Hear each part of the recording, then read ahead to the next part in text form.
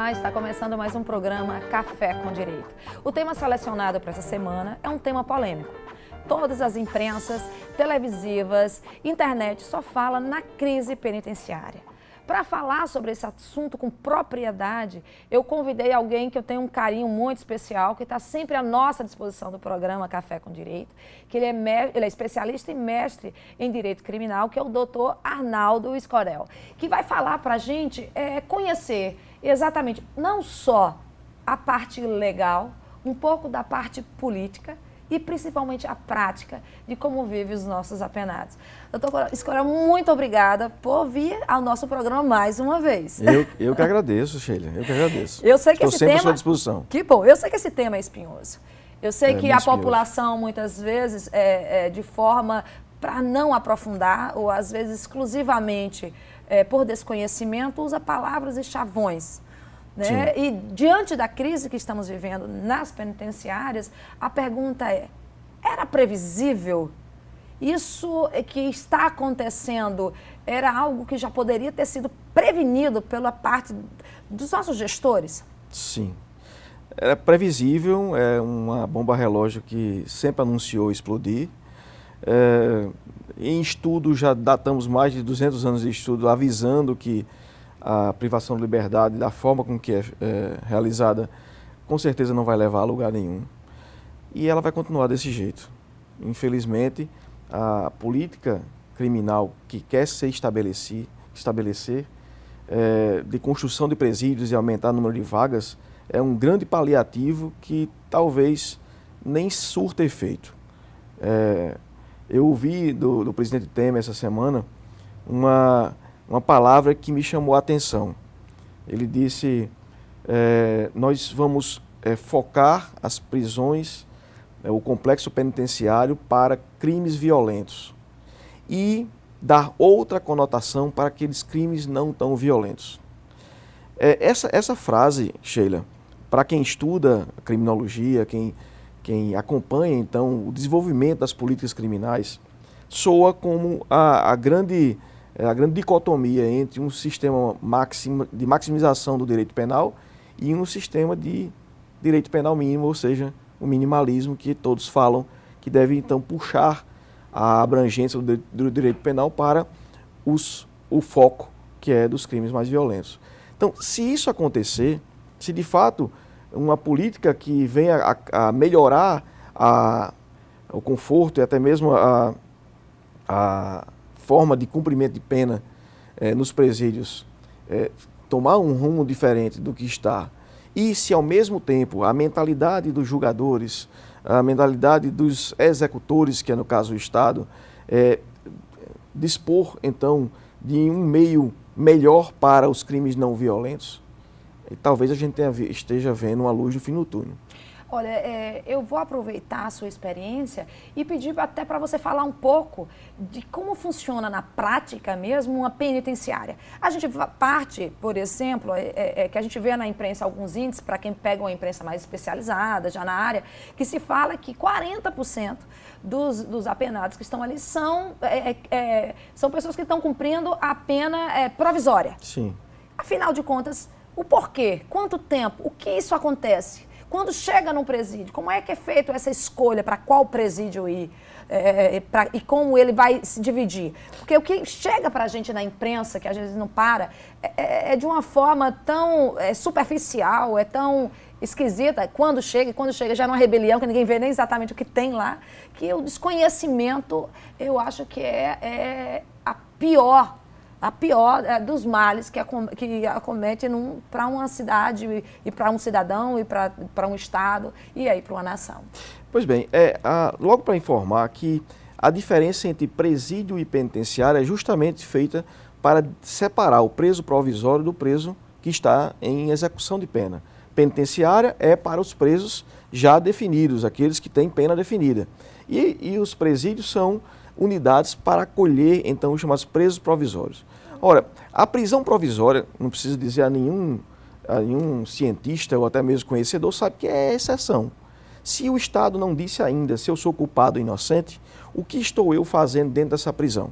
Lógico, de antemão a gente já diz, a pena provisória deve ser cumprida com um pouco mais de abrandamento do que a pena definitiva. Mas não é o que acontece na prática. O que acontece na prática é uma mistura de joio com trigo e que muitas vezes essa mistura não sai resultado bom. Ora, para quem não sabe, o preso provisório é o preso mais difícil de tratar, porque ele está indignado com a situação que se encontra, ele quer então alguma resposta rápida do Estado, o Estado juiz não consegue dar essa resposta rápida, cria nele uma insatisfação e uma revolta. E isso é que faz o estouro então dos presídios. Se a gente observar a história, então, até mesmo aqui na Paraíba, de rebeliões, de insurgências dos presos, está muito concentrada, por exemplo, no Roger. Né? A notícia, o Roger vai ter um problema. Por quê? Porque o Roger é presídio. O Roger é local de preso provisório. É justamente ali onde se depara com uma situação extremamente antagônica à que a pessoa vivia na sociedade, e esse choque cria revolta. Olha aí, era um conhecimento que falta à população até, né, diante do que a gente está vendo sendo noticiado aí. A outra questão você citou o Roger, como é que está o número, por exemplo, de penitenciárias que nós temos no nosso estado? Porque a gente vê, graças a Deus, até então não estourou nada aqui. Mas o número de penitenciárias atenderia a nossa necessidade aqui? Não atende a necessidade na Paraíba e nem atenderá a qualquer outro estado. Não existe nenhum estado no Brasil que tenha o número de presos compatível com o número de vagas. Nós vivemos uma situação de uma lei penal que é utilizada de forma correta para um lado e errada para o outro, a mesma lei. A lei das ações penais diz que o Estado, quando vai executar a pena, tem direito a apreender o cidadão no regime fechado, semiaberto ou aberto. E o cidadão que foi submetido a uma sanção penal tem a obrigação, ou seja, é compelido a estar nessa situação. Mas essa mesma lei diz que o preso vai cumprir a pena com dignidade, com respeito e, ao mesmo tempo, com direito a uma cela individual de 6 metros quadrados. Pronto, aí eu já não preciso dizer mais nada a ninguém. A mesma lei é descumprida com o Estado e o Estado quer que o cidadão cumpra a mesma lei. Pois é, doutor Arnaldo, a gente vai ter que então deixar esse tema para o próximo bloco, porque é o que envolve uma das coisas que causa aí um transtorno na população e uma indignação, que é o caso que a gente vai discutir, que é a indenização para as famílias das vítimas, no caso específico, né, dos presídios onde houveram a rebelião e os assassinatos. Já já a gente retorna com o programa Café com Direito.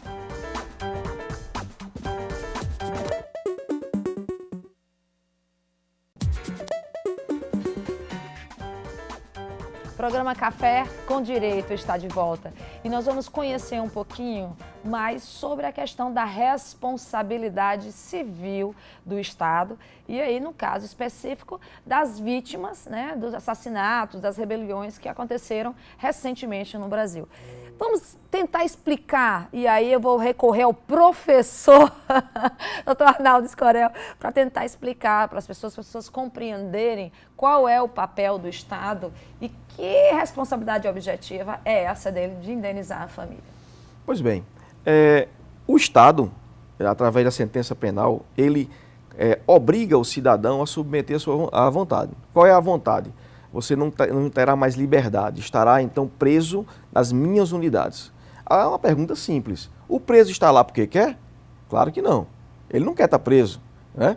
Mas o Estado diz que ele tem que estar preso. Ora, quando o Estado faz isso, assume ele, Estado, a responsabilidade pela situação física, pelo estado físico e a saúde do preso.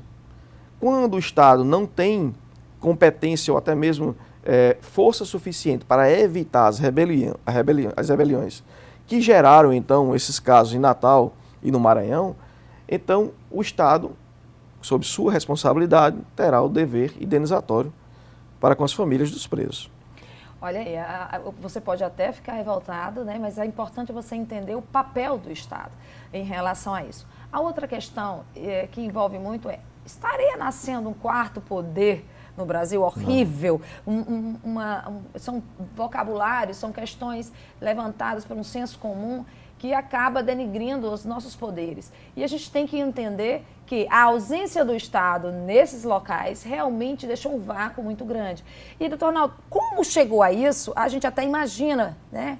E aí vai. Mas, realmente, o que está sendo cogitado, envolvido, quando o conceito é política?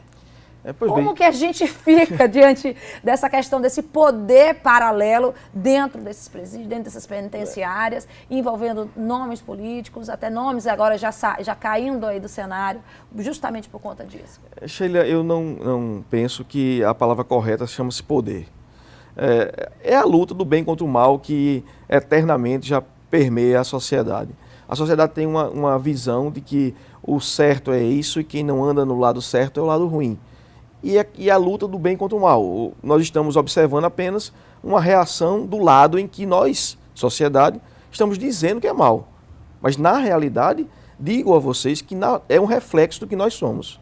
O professor Alvino Augusto de Sá disse uma frase interessante. Ele disse: o preso hoje está contido, amanhã ele estará contigo. Nada mais é dizer que o preso hoje é o reflexo dele amanhã. Nós estamos fazendo ele hoje o que ele será produzido amanhã. E nessa situação, nós, sociedade, temos que observar essa produção, essa determinação.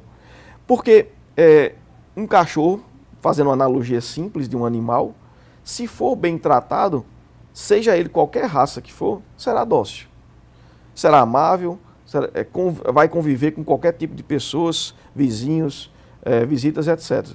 Mas se nós o encarcerarmos, se nós trancarmos, não dermos comida, tratarmos ele, cachorro, com falta de dignidade, ele se rebelará contra nós. Solta o cachorro, ele morde alguém. Então, essa analogia é simplesmente para mostrar que tratar, então, a unidade carcerária, os presos, as pessoas em que a sociedade reclamou, o Estado reagiu, encarcerou, separou então do convívio social, tratar essas pessoas com um pouco mais de dignidade é necessário para evitar que essas mesmas pessoas se viguem futuramente. O que aconteceu, o que está acontecendo nesses presídios, nada mais é do que um estouro, é um reflexo da violência interna acumulada de tanto tempo de maus tratos. Maus tratos pelo Estado, que agora vai ter o dever de indenizar. E lógico, quando a gente diz que o Estado vai indenizar alguém, ele vai tirar de quem? De nós. Exatamente. Então, por tabela, nós estamos indenizando aquilo que nós estamos produzindo. O índice de reincidência não já seria um reflexo exatamente dessa questão? 100%. O DEPEN parou de fazer contabilidade de reincidência há um tempo atrás, porque atingiu níveis, simplesmente, patamares altíssimos. A incidência é 99,99% de reincidência a nível de Brasil.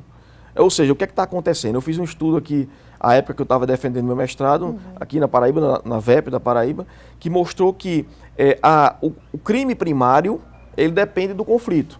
Uns criam conflitos de homicídios, crimes contra a vida, outros conflitos em relação a crimes patrimoniais, ou seja, passionais. O conflito que leva o primeiro crime, ou seja, a primeira infração, ele é totalmente sem previsão, depende da região, depende do que está acontecendo com cada pessoa. Mas os crimes sucessivos são crimes patrimoniais. Tanto que, a partir da terceira reincidência, nós já temos 400% de reincidência em crimes patrimoniais. O que mostra o quê? O preso entra por um crime, por exemplo, homicídio, mas o segundo vai ter viés patrimonial porque ele não tem mais espaço na sociedade e ele precisa subsistir. Então, quando ele sai do presídio pela primeira vez, ele não encontra o espaço na sociedade, que inclusive nós não damos esse espaço para eles, né? E essa falta de espaço faz com que ele se direcione para o crime de novo, mas não mais homicídio. Agora é um crime voltado ao patrimônio. Aí vamos para roubo, vamos para tráfico de drogas, vamos para crimes que de alguma forma têm a conotação financeira. Poxa, é aquela história, temos que conhecer muito essa realidade, porque muitas vezes a gente só vai perceber isso quando a gente é tocada com algo parecido. Então, como a gente tem um espaço pequeno, em 2 minutos, você toca em vários pontos, como a gente falou, de reincidência. Para não haver a reincidência, a gente poderia ter várias ações. Sim. Tá? O Estado hoje não atende isso. Não atende essa demanda de ressocialização. Tá? E então, qual seria então a saída? Somos otimistas. Pronto. E eu gosto de trabalhar com a Com ideia, otimismo. porque do jeito que está não vai poder ficar. Isso. Nós tivemos casos de 2013, que foram alguns casos parecidos, e tentaram melhorar, em alguns casos até apareceram algumas soluções. A gente vê aí o Exército entrando, né, para fazer um trabalho aparentemente exclusivamente só de pente fino. Guerra. Estado de guerra. Isso? É lógico. O Exército vem para quê? O Exército foi formado para a guerra. O Exército não foi preparado a nível psicológico para resolver conflito. Ele foi preparado para a guerra, então ele vai entrar para a guerra. E não é assim que se você entrar na guerra, você tem que dizer que eu tenho um lado que guerreia e o outro também guerreia. Então nós temos dois lados que vão guerrear. Não é isso que a sociedade quer, a sociedade quer a pacificação. E aí a primeira situação errada é pensar em chamada ressocialização. Eu acho que essa palavra já devia ter sido extirpada de qualquer tipo de meio, até mesmo de pensamento no direito. A palavra não deve ser ressocializar, porque ressocializar é voltar ao que era antes. E o que era antes, ele entrou para a criminalidade. Lembre-se, ele entrou para a criminalidade. Se eu trabalhar para voltar ao que ele era antes, ressocializar, ele volta ao mesmo ponto de partida, ou seja, que levou ele para a criminalidade. A gente tem que pensar que todo preso que entra no presídio, ele está dessocializado. É uma palavra de Munhoz Conde. Ele está afastado da sociedade. E como está afastado, ele precisa ser o que de novo? Incluído. É inclusão social. Ele tem que ser incluído de outra forma. Né? E a gente vai ter que deixar essa outra forma para a gente ser discutido no próximo bloco. Já já a gente retorna discutindo esses meios, essas possibilidades, então, de reintegrar, né, esse preso à sociedade. Já já a gente retorna no programa Café com Direito. Não saia daí.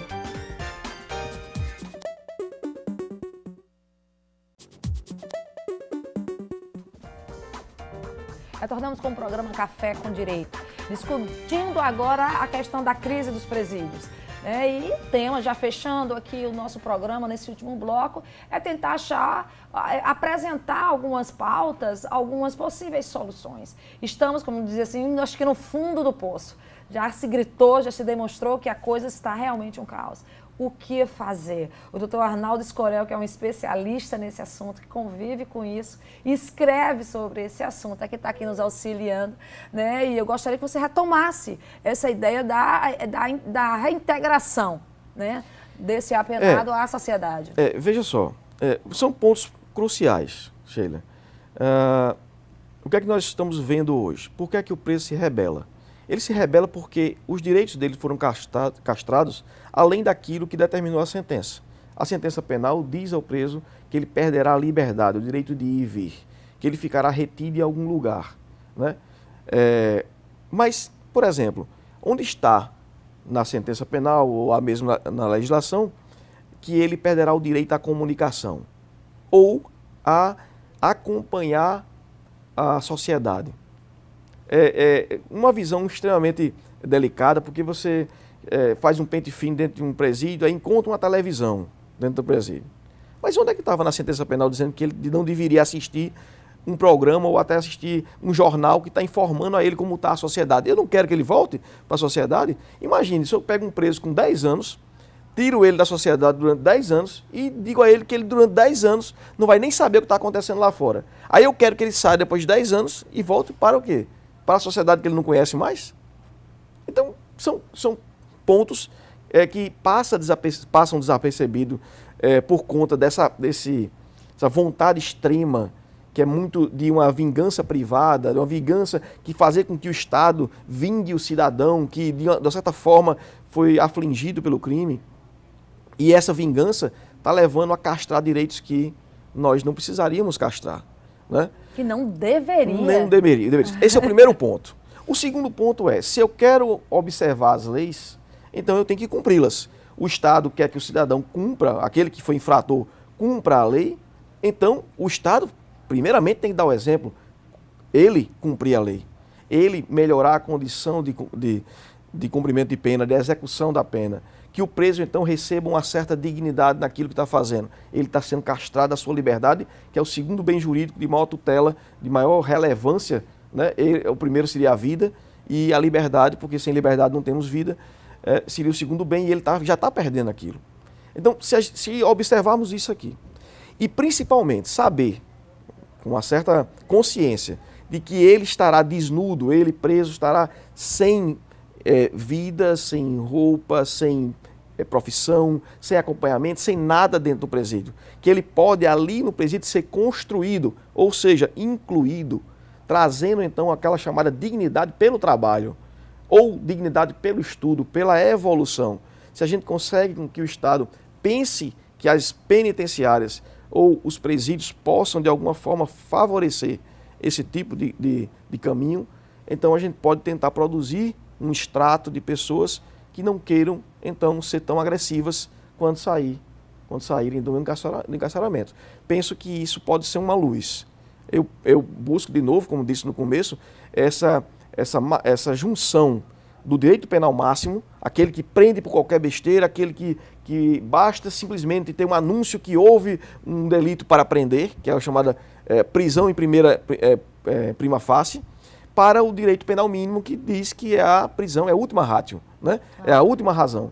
Então, se a gente conseguir, nas palavras que o presidente trouxe para a gente, pensar em primeira razão para, de fato, crimes que criam conflitos de periculosidade para os agentes, ou seja, crimes violentos, e pensar em última razão para crimes não violentos, para que esses últimos possam se afastar, então, do local de conflito, ou de gerar conflitos, aí talvez essa união de dois movimentos criminológicos que por muito tempo estiveram em guerra, antagônicos, agora possam trabalhar juntos, de alguma forma a gente pode encontrar uma luz no fim do túnel. A presidente do STF, ela convocou os presidentes dos TJs de todos os estados para uma reunião e estabeleceu, né, e aí junto CNJ e tudo, um mutirão que é aquela história, vamos analisar esses processos, essas prisões provisórias.